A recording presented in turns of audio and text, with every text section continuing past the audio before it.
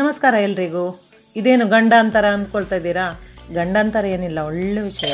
ಜೋರು ಬ್ಯಾರಿಕೆ ಆಗ್ತಾ ಇದ್ರೆ ನೋಡಿ ಈ ಥರ ಮಾಡಿ. ಒಂದು ಗ್ಲಾಸಲ್ಲಿ ಐಸ್ ಕ್ಯೂಬ್ ಹಾಕ್ಕೊಳ್ಳಿ.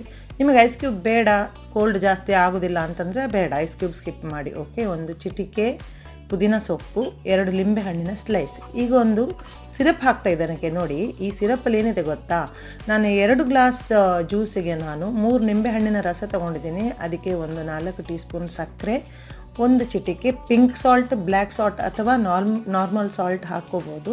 ಹಾಕಿ ಇದನ್ನು ಮಿಕ್ಸಿಲಿ ಗ್ರೈಂಡ್ ಮಾಡಿ ಈ ಥರ ಸಿರಪ್ ಮಾಡಿಟ್ಕೊಂಡು ಈ ಥರ ಇದಕ್ಕೆ ಹಾಕಿ ಇದ್ರ ಮೇಲೆ ಸೋಡಾ ಹಾಕ್ಕೊಳ್ತಾ ಇದ್ದೀನಿ. ಆಮೇಲೆ ಇದನ್ನು ಚೆನ್ನಾಗಿ ಒಂದು ಸ್ಪೂನ್ ತೊಗೊಂಡು ಮಿಕ್ಸ್ ಮಾಡೋಣ. ಓಕೆನಾ?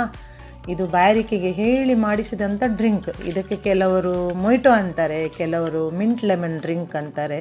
ನನಗೇನೋ ತಂಪಿಗೆ ಏನು ಬೇಕೋ ಅದು ಹೆಸರು ನೀವು ಇಟ್ಕೊಳ್ಳಿ. ನಾನಿವಾಗ ಅದನ್ನು ಕುಡಿತೇನೆ. ಹಾ